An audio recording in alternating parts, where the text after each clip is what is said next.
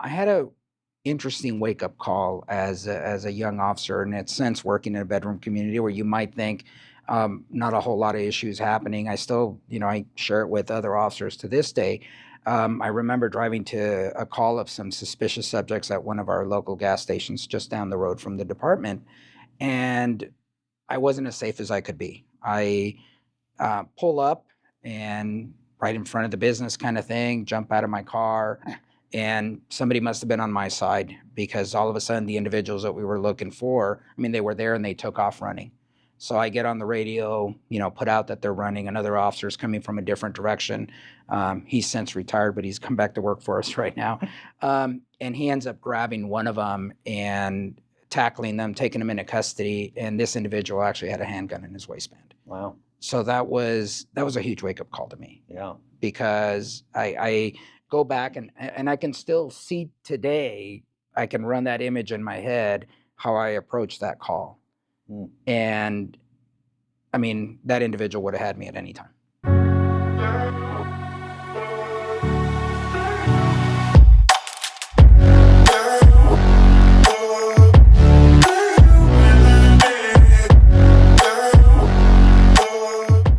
Can you introduce yourself for me, please? Yes, Marcelo Blanco. I'm the chief of police of the Upland Police Department. Okay, and Chief, where is Upland located?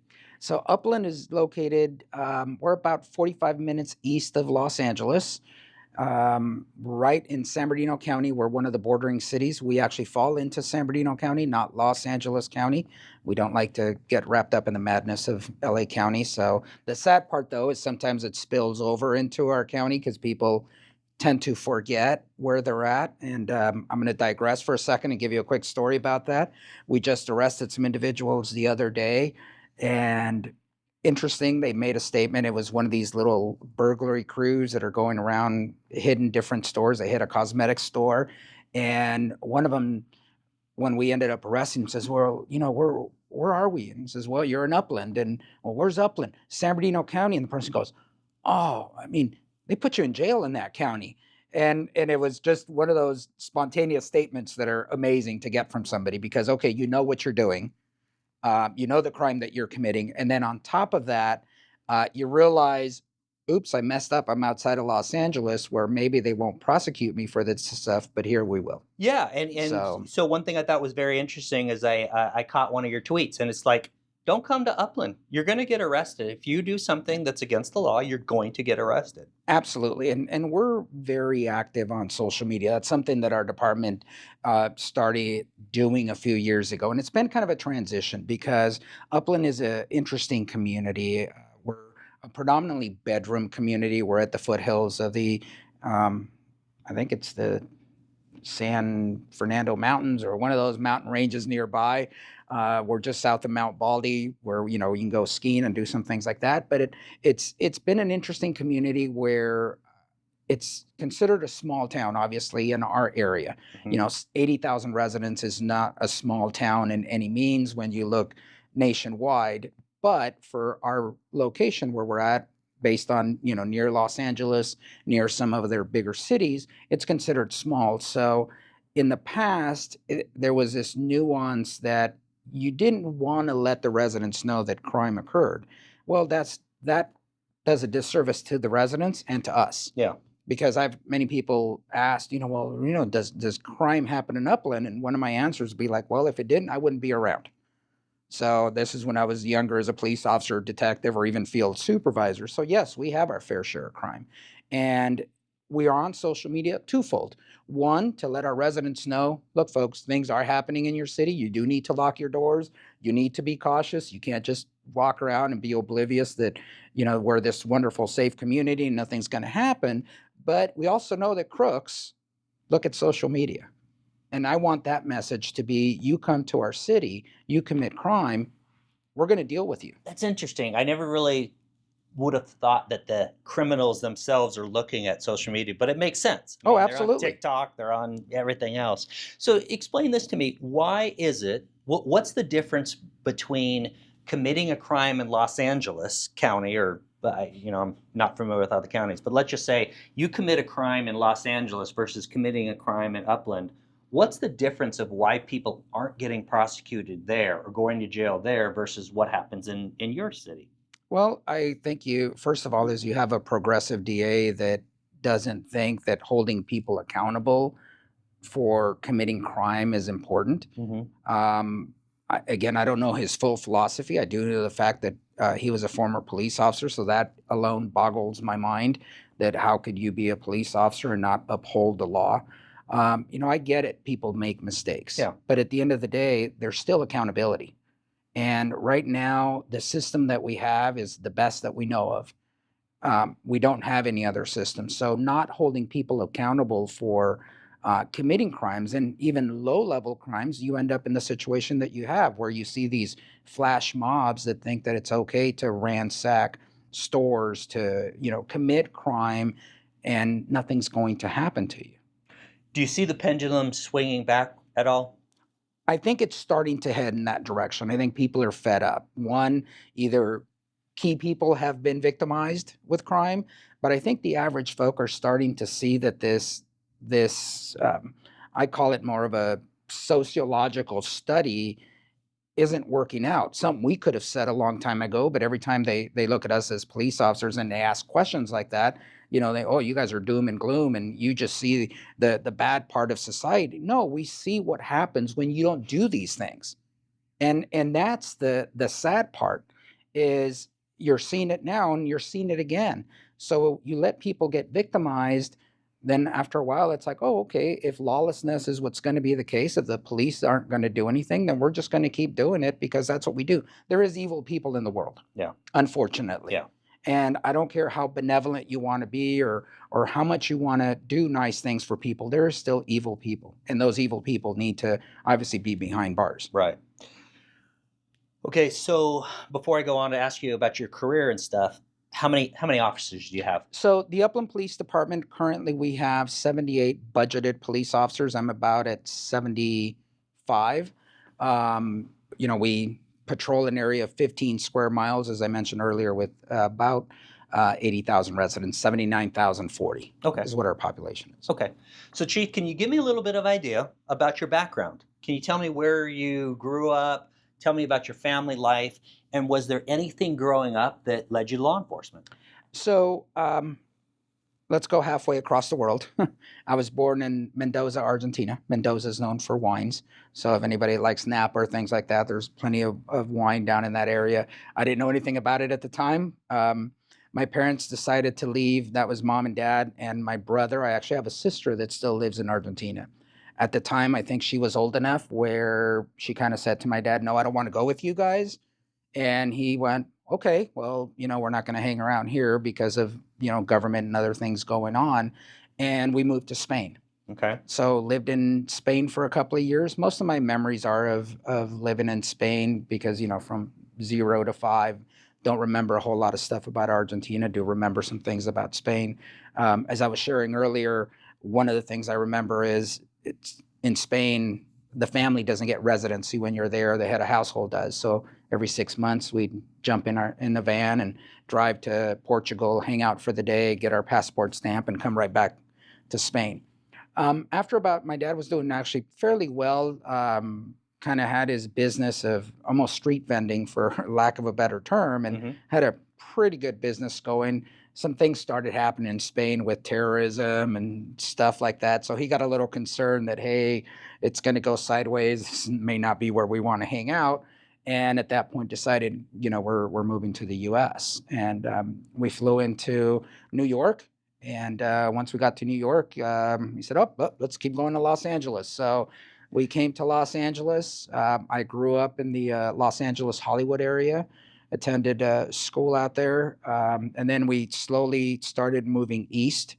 I remember part of our first stay was around the area of Western and Hollywood, and then moved down to over by Edgemont, which is a little bit farther east in the LA area. Went to school that was right there on Franklin and Sunset at the time. Went to junior high just down the street. It was Thomas Starr King Junior High, which interestingly enough, LA, that school or middle school, whatever you want to call it, goes up to ninth grade. So when we left there, moved to West Covina, I technically started in high school. Mm. So interesting story. I attended 4 different high schools. Um, so West Covina had 2 major high schools, Edgewood High School and West Covina High. The district was having budget issues, so they were going to close down some junior highs and send them all to the one high school. So they selected Edgewood as the one where all the junior highs were going to go. And so I attended my 9th grade there. So they kicked all of us over to West Covina High for my 10th grade. Then we moved out of West Covina, went to Baldwin Park High for just about 3/4 of a year. And then from Baldwin Park, we came to Upland. So I completed at Upland High. When you moved to the United States, any English? Did you know any English? No, I did not. I was technically an ESL student, so all my English was learned obviously while attending LAUSD schools. Interesting. Yes. Okay. So was there anything growing up that led you to law enforcement? So as when I ended up in high school, I knew that to be successful, my dad, unfortunately, coming when we came to the U.S. In Argentina, he was actually a gynecologist and things like that. So in Spain, didn't follow that career and did some other Wait a things. minute. He's a gynecologist in Yeah. Argentina and essentially becomes what, a street vendor in Spain? Pretty much a street. Well, he's managing a bunch of different stands in Spain. Wow. So how did he react to that? I mean, I would assume that that's a pretty well-respected career in Argentina, and not to say that a street vendor or whatever you're doing there, but is it a step down? How It did he was take that? it was a major step down, but his whole goal is to provide for his family Wow. and obviously for us to survive. And at that point, it wasn't any thought in his mind, oh look, I'm this prestigious individual back here, I can't do this. It was about making sure that he's providing for his family. Hence, fast forward to coming to the U.S., the opportunity would have been there for him to, if you will, go back and get his license and do those other things to practicing. But unfortunately, didn't connect with the right crowd of people that guided him in the right direction. So he spent the rest of his life pretty much doing a variety of things, car salesman and things like that. And I looked at that and saw, as there was times when things were great and there was tons of money, and there was times when things were not so great and there wasn't a whole lot of money. So I wanted a little bit of stability. So what I was looking at as I was growing up and going to high school is, okay, I knew I needed to go to college. College was important. Obviously, mom and dad couldn't afford to pay for college. I had good enough grades where Air Force was the calling. Okay. I support, God bless the Marines and all the other folk that, I look at some of the things they go through and I'm thinking, okay, Air Force has a good lifestyle. I can sit in an air conditioned room with my cup of coffee, get the call, push a button, and something flies and goes halfway across the world. I'm good with that, and then go back to my cup of coffee. Again, God bless them, and I've known plenty of Marines and Army folk, and I truly support what they do. So I was signed up to go to the Air Force. I was taking an ROP class in high school, and they said, hey, we know what your aspirations are to get in the Air Force, to do this, that, and the other. We have an opening at the police department to, I call it, do gopher work, go for this, go for that. In crime prevention, would you be willing to do that? And I'm all, oh, you mean I get to leave school early and my 6th period is not here, it's somewhere else? Sure. So I started here at the police department. I would ride my bike from Upland High to the station, 6th period, and I'd work in crime prevention at the time, again, doing a variety of things. I was in the McGruff outfit when we would do National Night Out, and again, the gopher part of it. Yeah. I'd do the little remote control car when we'd go to school events and stuff like that. So apparently I must have been doing a good job. They offered me a job as a cadet when I graduated high school, and at that time, a cadet paid just slightly under $5 an hour. Well, Chaffee College was $3 a unit. So I'm doing my quick math and I'm all, ooh, hey, I can pay to go to school and not have to worry about necessarily getting in the Air Force. I wish I would have, I did enjoy the Air Force stuff. I do want to be a pilot early on. I knew that wasn't going to happen because I have bad eyesight. But at the end of the day, that's kind of where it started. So there really wasn't necessarily a calling for you. Not necessarily a calling, exactly. Yeah. It was one of the, this part that this happened to go down this road. And I, enjoyed what I was doing, the work that was going on here, and saw it as an opportunity to again, develop myself. Yeah. So when do you start officially as an officer? I'm assuming. Okay, so let me ask you this: how does it work in California? Do you have a post academy? How does it work becoming a certified officer in California? So yes, you have to go through a Peace Officer Standards and Training certified academy. So fast forward from being, the gopher, I get hired as a cadet. I do that job for a couple of years. Then there's an opportunity to go back into crime prevention full time because, again, we were taking the police officer we had, putting them out in the field as the calling at the time with budget cuts and everything else is to get more officers in the field. So I'm hired as the first civilian crime prevention officer. Part of that, at that time, that position, you had to be trained as a dispatcher. So I spent 6 months as a police dispatcher as well. Um, when I completed that, the wasn't captain at the time came and said, "Look, we'd like to hire you as a police officer. Unfortunately, we can't pay for you to go to the police academy." So at that, the police academy, about 5 months at the time, about $3,000. You're not working for 5 months. I'm thinking, oh, this is kind of tough. So I actually opted to go to the extended police academy.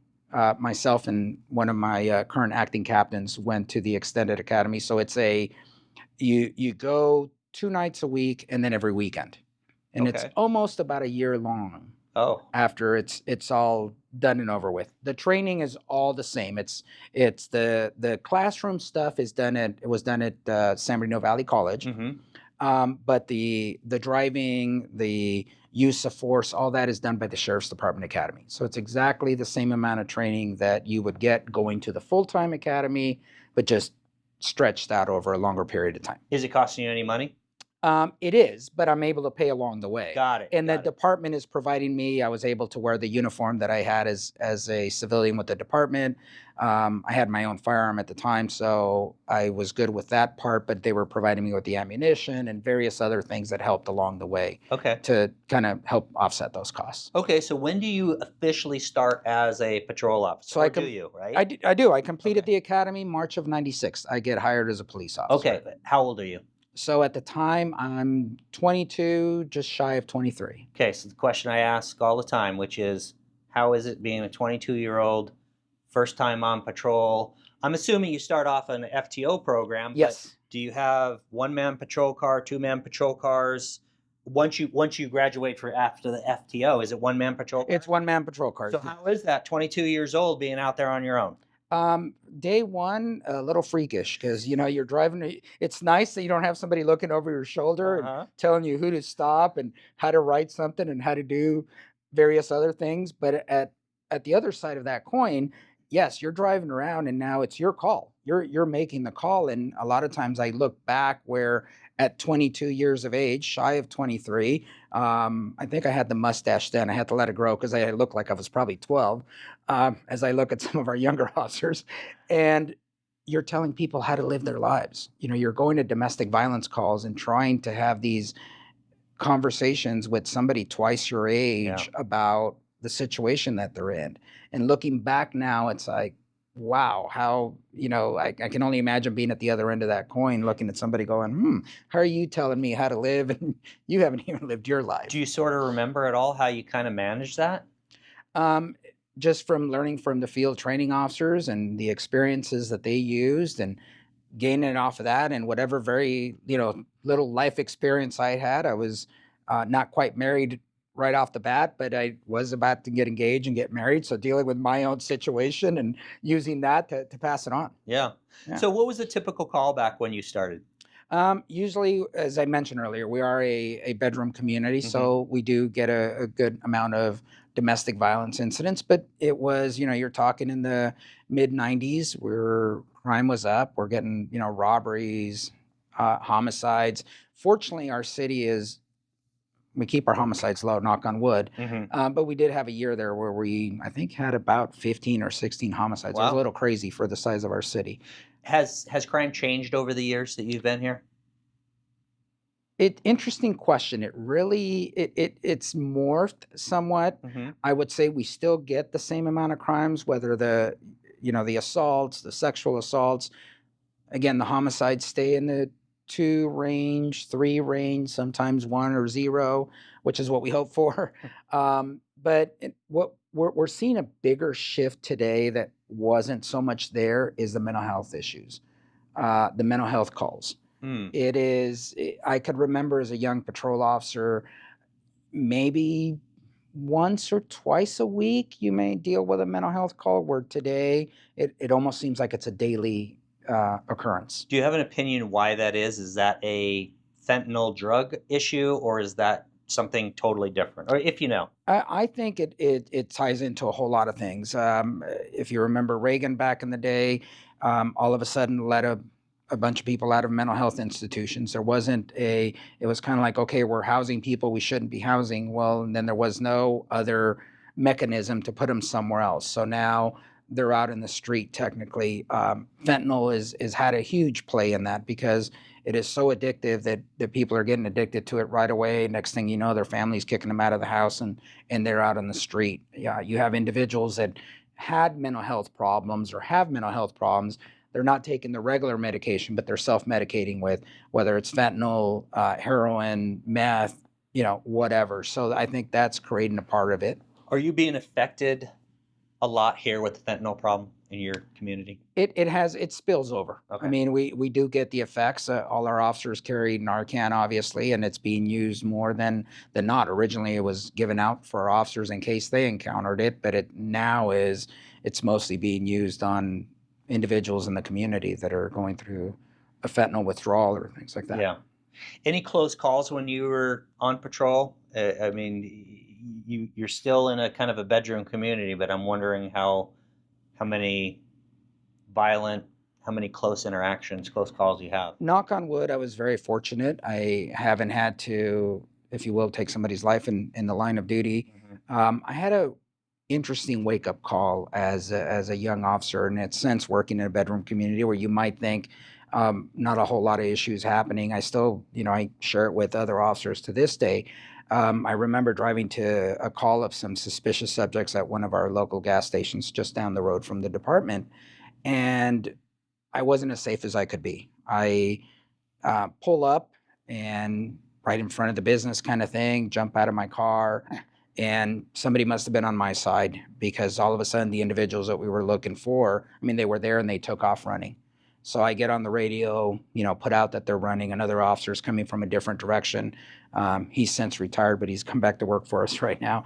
And he ends up grabbing one of them and tackling them, taking them into custody. And this individual actually had a handgun in his waistband. Wow. So that was a huge wake up call to me. Yeah. Because I go back and I can still see today, I can run that image in my head, how I approached that call. Mm. And I mean, that individual would have had me at any time. Mm. So it's interesting. Yeah. Yeah. Okay. So at some point I guess for lack of a better term, I'm assuming a detective position is a promotion. Correct. So Yes. you get promoted. Now, you and I chatted about this beforehand, but you guys are small enough that it's basically all hands on deck. Correct. For everything. So when you start as a detective, what are some of the calls that you're taking? So we have 9 detectives. We still had the same amount at the time. As a new detective, you're handling missing persons, you're handling residential burgs, you're handling commercial burglaries. So that most of the caseload that not any other detective wants. Most detectives, of course, they want the title of homicide, or you want to be working sex crimes or those type of investigations, child abuse, things like that. That you're making a difference. So, like anything else, you start there and you work through those investigations until somebody else promotes, and now they're the junior detective, and you get to punt that caseload to them and move on to something else. So I was fortunate. I did that for a little while and eventually, jumped into auto theft because you're still on the property side, not the crimes against person yet. And then as soon as I could, I actually jumped into sexual assaults and crimes against children and elder abuse and things like that. So once you became a detective, was there a specific crime that you wanted to investigate?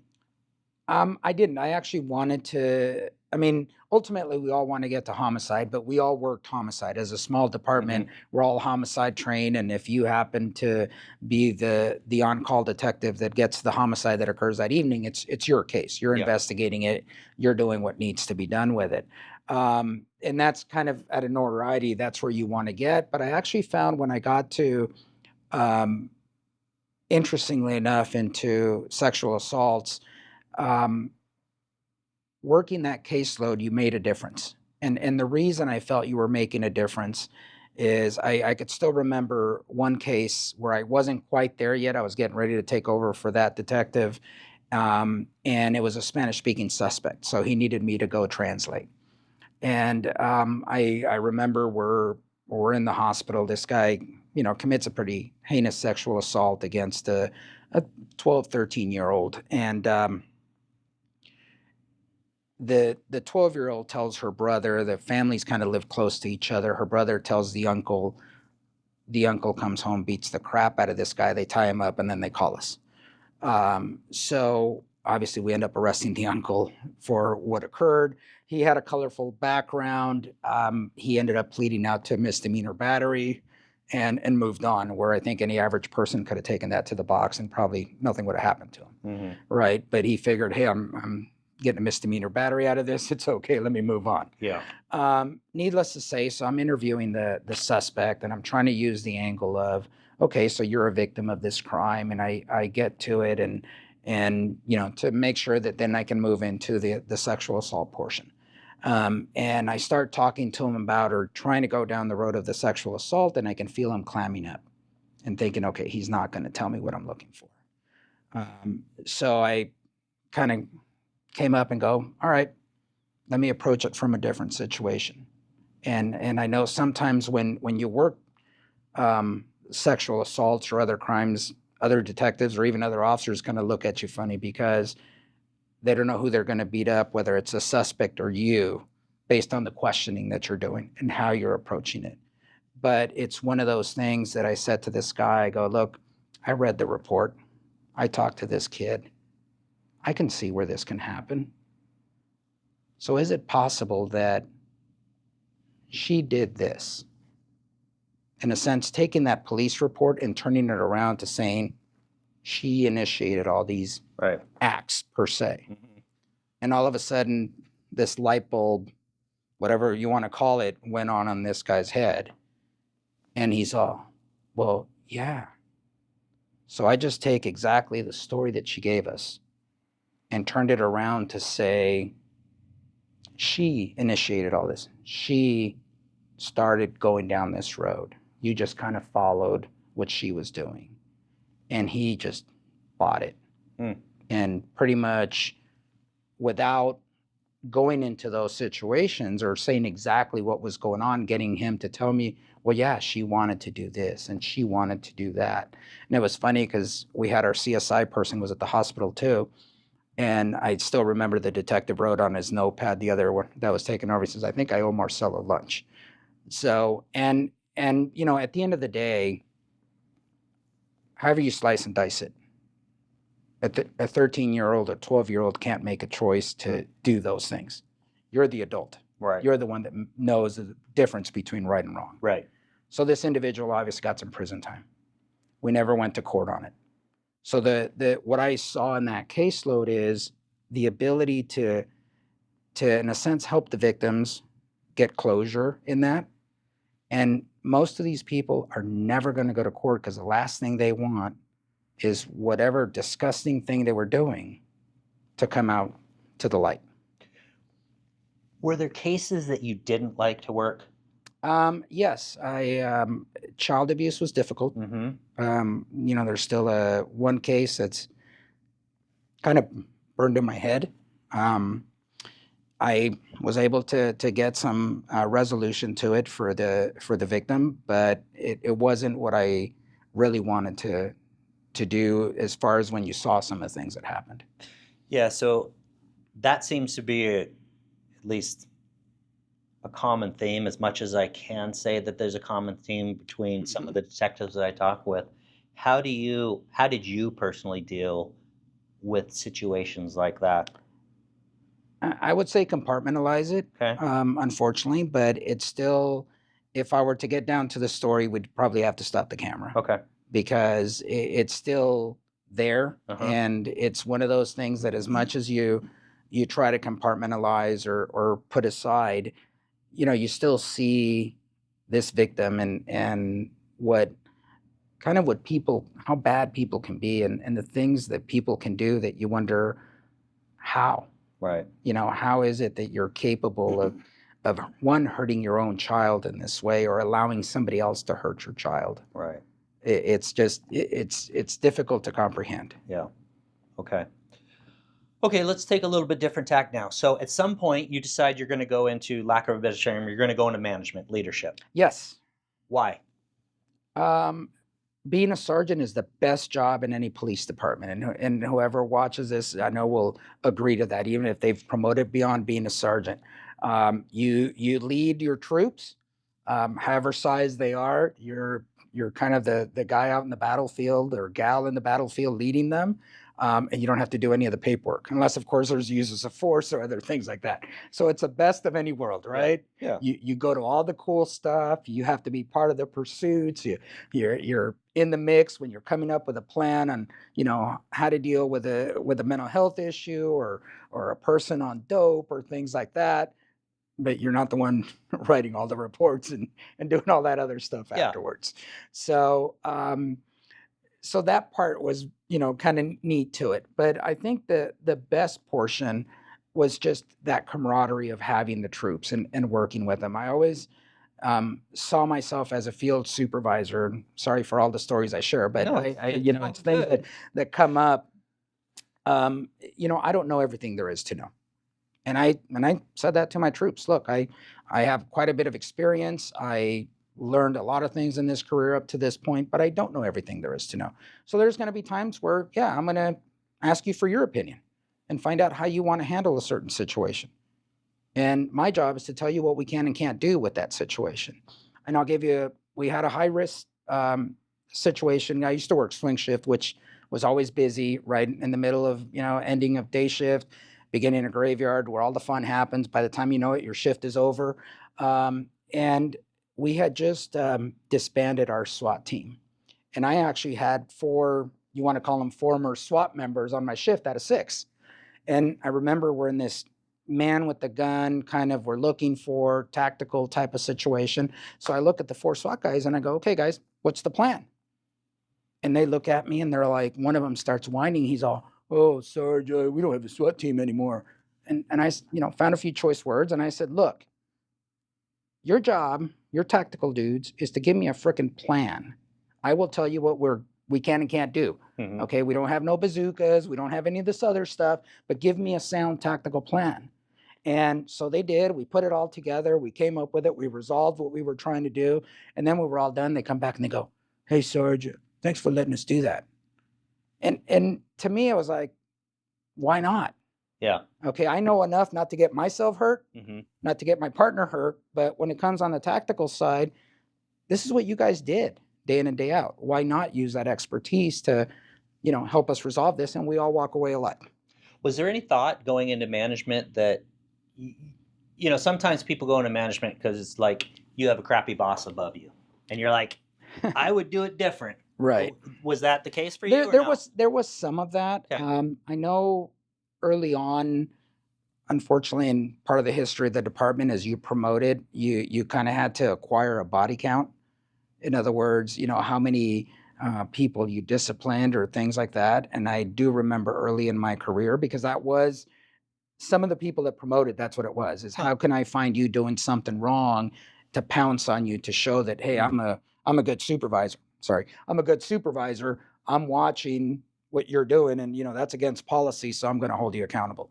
Um, and one of the things that I said to myself is, as I promote it, I'm not going to be that guy. Hmm.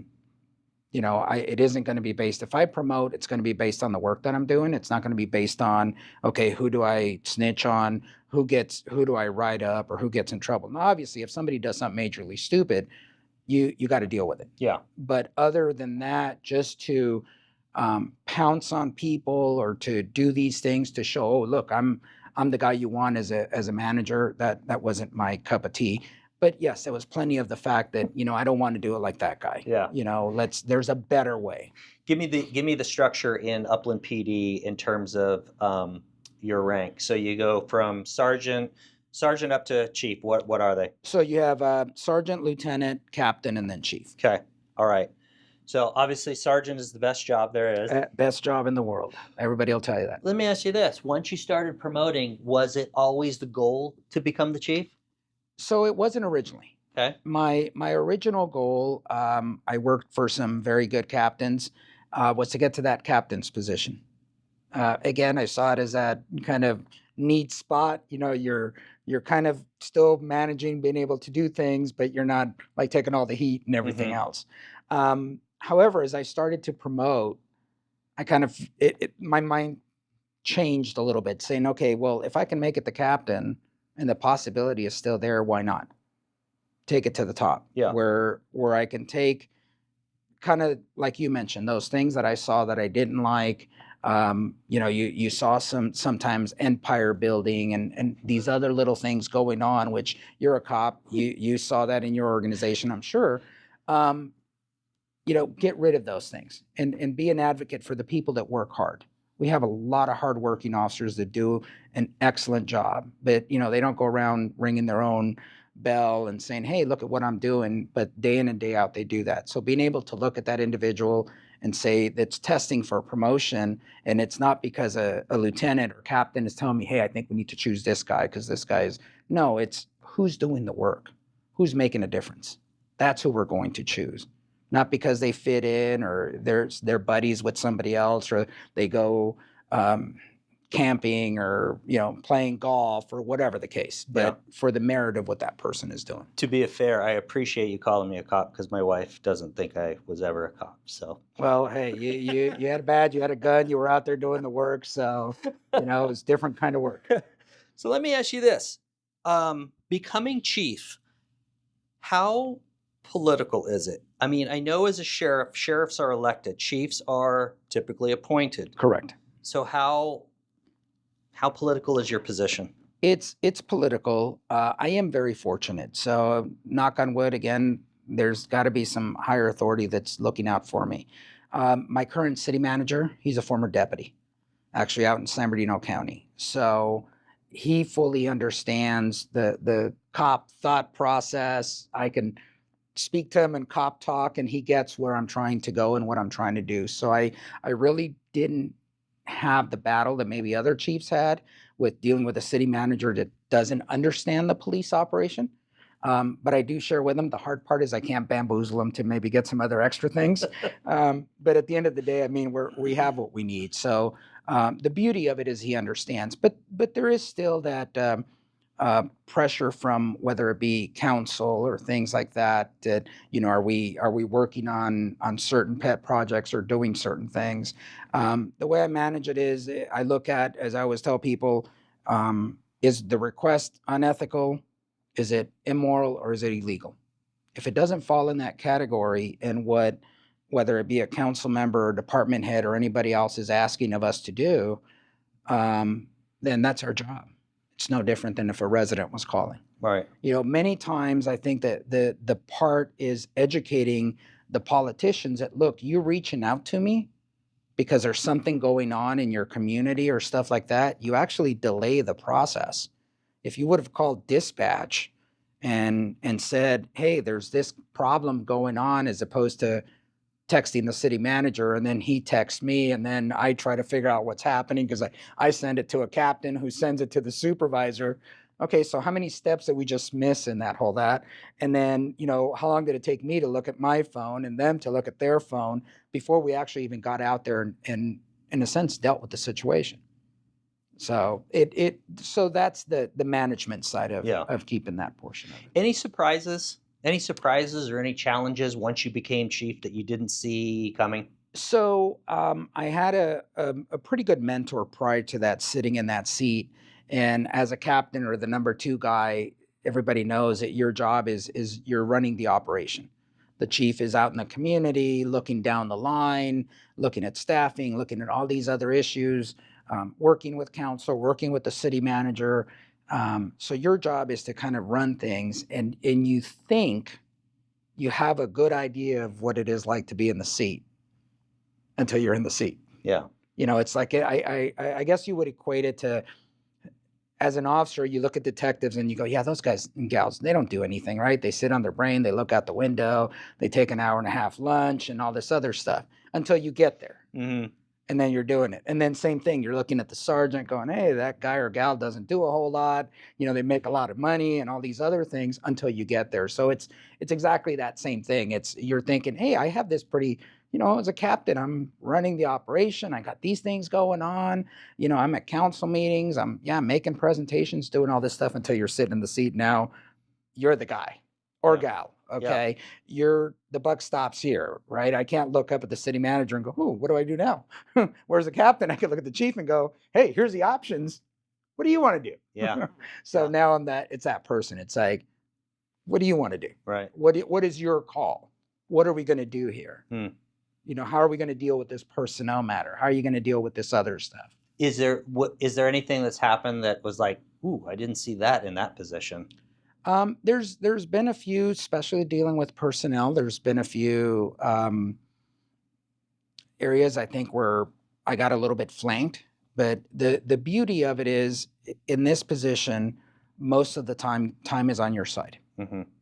So you're able to analyze the situation, talk to other chiefs if you have to. We have a very good network in San Bernardino County, our Chiefs and Sheriffs Association. So we have some very tenured chiefs that I can get on the horn and say, hey, this is what I got going on. Here's where I'm thinking. Am I missing anything? Mm-hmm. And that support is there. Very few things in this job require an immediate response. There's time to think. And there's time to involve everybody else, to at least the executive team, to see, look, where are we going with this? What is our ultimate goal? What do we want to get to? Okay. If someone were looking to become an officer for your department, what kind of people are you looking for? What kind of characteristics do you think make a good police officer? So I'm looking for a hard charger, somebody that wants to serve the community. The beauty of Upland that has not changed throughout time is we have a very supportive community. We've always had. Little tight in the pocket sometimes when it comes to pay and issues like that. But other than that, very, very supportive of law enforcement. One of the things that I tout when I go to, whether it's neighborhood watch meetings or even I talk to other chiefs, is I say, look, about 98% of my community waves at our officers with all their fingers. Okay. Some places they can't say that. All right. So that's a barometer as to what kind of community you have. Yeah, that's not bad. No, absolutely not. For police appreciation, we have people bringing us all kinds of stuff. We're still traditional, so they bring us donuts, and yes, we do eat the donuts. Okay. I always say we're a traditional police department. We're not going to let them go to waste. But at the same time, because it is a healthier environment, we do get the health food and those other things, and everything gets eaten at a police department or organization like this. But we have a tremendously supportive community. So my feel is I want the officers that work for this department to provide the service that's needed, to have that customer service, because we have very good residents. Okay, yes, we deal with thugs, and our approach will be based on how you want us to treat you. Yeah. You start becoming, what we would call an Adam Henry, then that's what I'm going to do. You don't, then I'll treat you like a regular human being, right? So that's what I'm looking for in an individual who's going to do that, who's going to provide the service to the community. Because the way when I sit down and hire new recruits is, if you wouldn't tolerate that happening in your neighborhood, if you would get on the horn and call the police department, then this city is paying you to do that. So I expect you to handle those things. Yeah. So I expect you to take care of that stuff. Because I know in the city that I live in, I have dispatch on speed dial. And if I see something I don't like, I'm going to be on the horn. So think of it the same way. Here, you're actually getting paid to do those things and protect this community.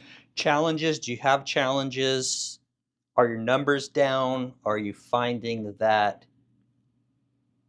people trying to apply for your department, you're not getting the numbers that you used to? we're definitely not getting the numbers we're used to. I mean, I could think back to early on starting for one position, you'd have 300 applications. Wow. So definitely that's not the case. I mean, for one position, sure, we'll get 50, 75 applications, but you dwindle it down to maybe 15 that are qualified. And then when you schedule to, or our background person schedules to go and do the physical agility, out of those 15, you may get 10 that show up and then 5 that pass. So I know that sounds grim, but that's kind of some of the situation that we do deal with. So it makes it a lot harder to hire. Knock on wood, my background and training person is doing an outstanding job, and we're in a position where we can be a little selective as to the individuals. It's not just having a warm body.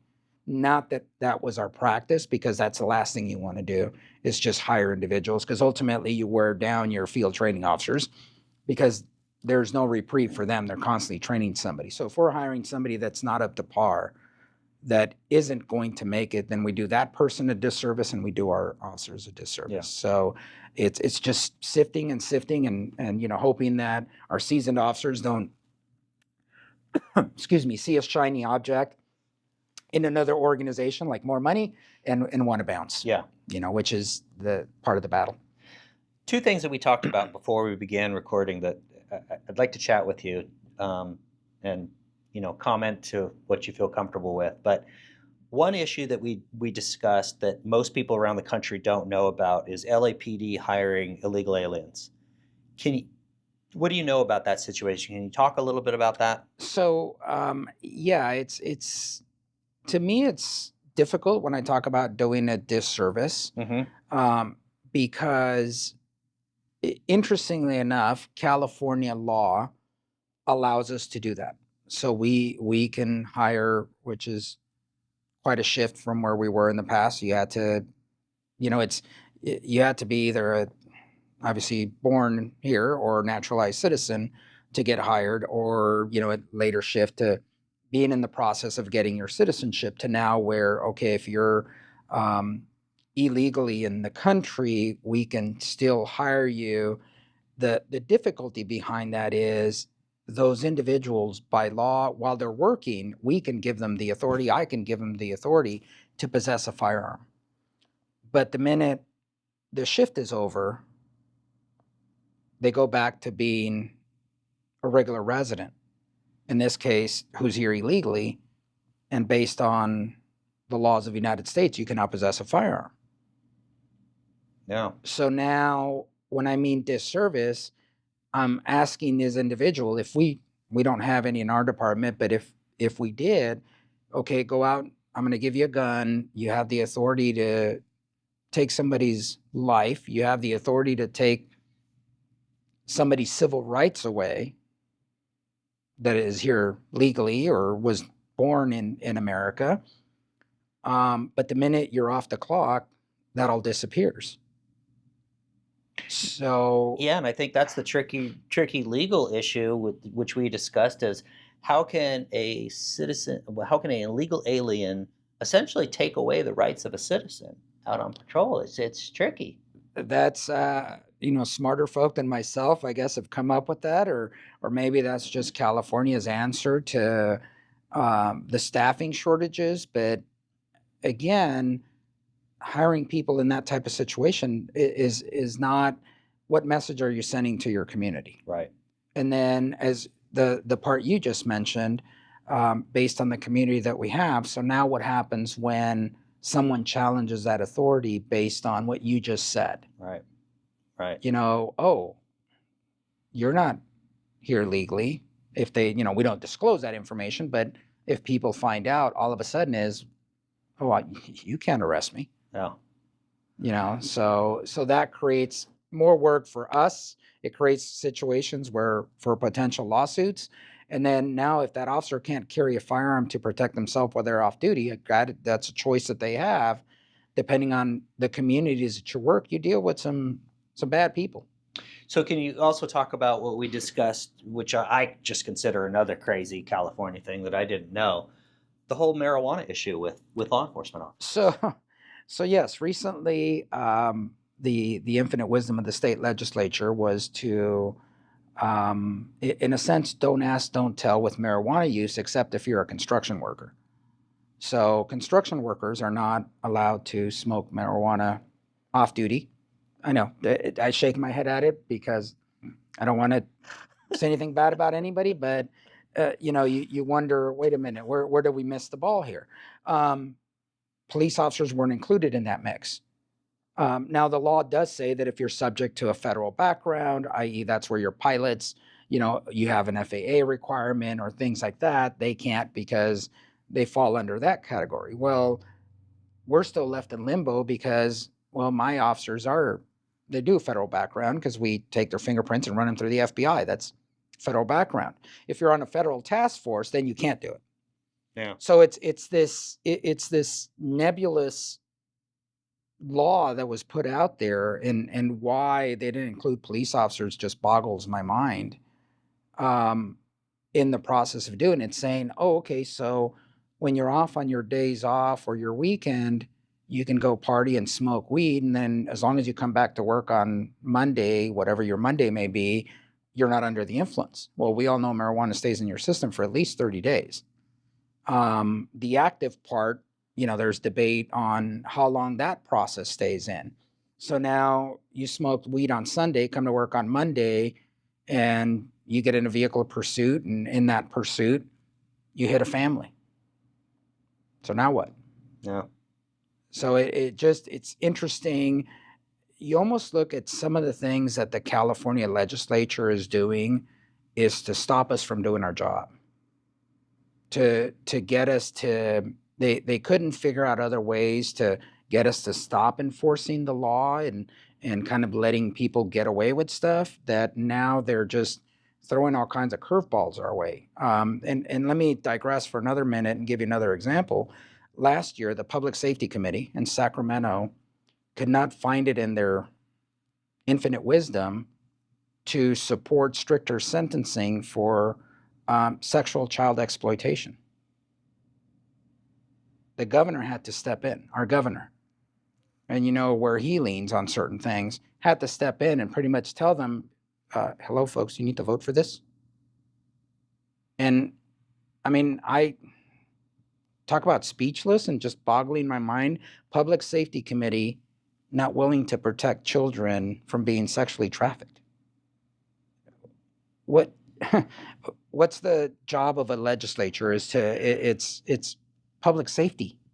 Okay, public safety has a lot of aspects to it, which is, yes, protecting your constituents, infrastructure, roadways, that's all part of public safety. But to look at that and say, ooh, yeah, we don't want to send people to prison that do these things.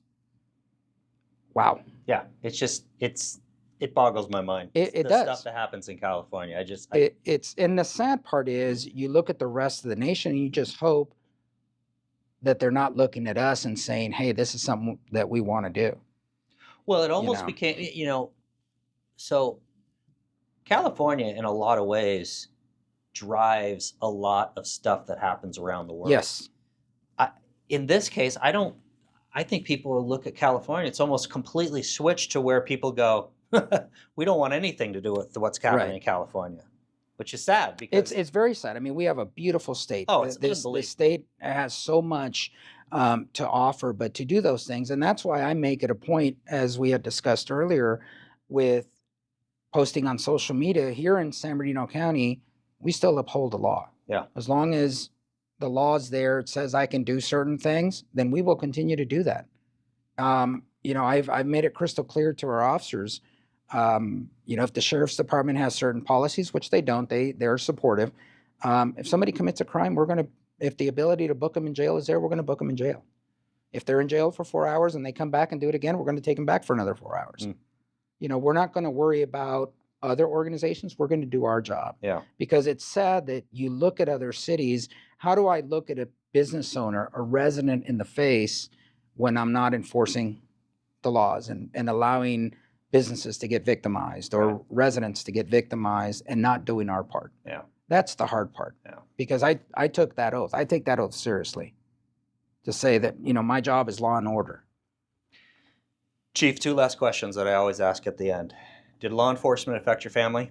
I've had few different, how would you put it in term, marital situations. So I would say yes. I work was, um, and still is. I know my current wife watches this, that she realizes that work is, I wouldn't say number one, Mm-hmm. but it's pretty damn close to right next to her. Because if it wasn't for this, it'd be hard to do a lot of those things. But I've always taken pride in what I do in my job, and yes, that has cost me on maybe making poor decisions on that side. Can you look back on when you started your law enforcement career to now? Has your attitude toward people in society changed? Yes and no. As a young patrol officer, I think you become a little um, jaded in how you look at stuff, and I can see why, because as in the academy, and one of the instructors said, nobody calls 911 when they're having fun, right? They don't call us and say, hey, we're having a party, come join us, have some tacos or whatever. It's always when the party goes sideways, or when the situation at home goes sideways, or things like that. So you're constantly dealing with that. So it does give you that skewed view on society. It does make you apprehensive about, where do you want to live? Where do you want to go? And, constantly sizing people up. I mean, again, as a former cop, you sized people up all the time and doing what you were doing because it's for your own safety. Yeah. So we still do that all the time. You when you go to a restaurant, you're looking around, you're trying to see where the exits are. You're trying to, where's your back? Where's the threat coming from? So you're sizing all those things up. I would say as I've promoted within the organization and even throughout time, that's somewhat changed a little bit because you have to have more of a global view as you're sitting in this seat and trying to guide the department in a certain direction, trying to take the stuff, BS coming from Sacramento, and trying to make it work with what you have going on, and keeping your troops motivated. We're dealing with one of the other things that's come up is, I mean, we have technically 5 generations in the workforce. I have volunteers that work for me that, were part of the World War II generation that served. Mm. So, and then I have youngsters that I'm hiring that are Gen Zs. So you have that whole gamut in between. So is how do we make it work for everybody? When I got hired, I was told, hey, you need to go do this. Okay. I went and did that, right? I didn't ask why. I didn't ask any other stuff. I said, hey, the boss said I have to go do this. So I went and took care of it. Where now that's a little bit different. It's sharing more of why we do certain things. So yes, the view has somewhat changed, but I've also become a little bit more tolerant of some things, not everything, because I still believe in accountability. I could care, I don't want to say I could care less what your background was. All of us have had some kind of adversity. Growing up, I had to deal with adversity. Could I have made bad choices and I wouldn't be here today? Absolutely. Could I have gone down a different path? I grew up in Los Angeles. There was gangs around. I mean, I could still remember when I was in junior high, riding the school bus was RTD, the Rapid Transit District for LA. I had a school student bus pass. There was a shooting at the bus stop one day. So could I have gone down the wrong road? Absolutely. But I didn't, based on choices that I made. And I still believe you have to deal with the choices that you make. And there is accountability for those choices. If we choose to turn a blind eye for whatever reason, because we're trying to say, well, this person had a bad upbringing, or, certain things happen in their past or whatever, then at what point does that stop? At what point do we not continue to, we have the rule of law. This is the best system that we know of. Yeah. People talk about other systems, but this is the best system that we have in America. So to try to uproot it and think that, hey, something else different is going to work, knowing that it doesn't, we're seeing that experiment today that it doesn't, that's difficult. Yeah. So, I would say a lot of times they ask, what would make you throw in the towel? And that would be when, we couldn't enforce the law anymore. Yeah. Because even in, and sorry for going into this long discussion on this, but we have parts in our neighborhood, in our town, that are underprivileged. You have good folk that live in bad neighborhoods. Unfortunately, they're victimized by the thugs in those neighborhoods. What's our job? Is to deal with those thugs so that those individuals can continue to have a good life. That's the best that they can do. Because guess what? If they could do better, they would. They'd move into a gated community or a different neighborhood, or have all kinds of security features around their house to make sure the thugs don't get in. But unfortunately, they can't. So that's where I look at it as a police officer, and try to get my officers to look at, is there's good folk in those communities. Our job is to deal with the bad ones and Yeah. get them the hell out. Yeah. And hopefully get them to prison for a while. But the legislature thinks differently. They're trying to change that. Chief, really appreciate the interview. Thank you very much. Thank you. I appreciate it.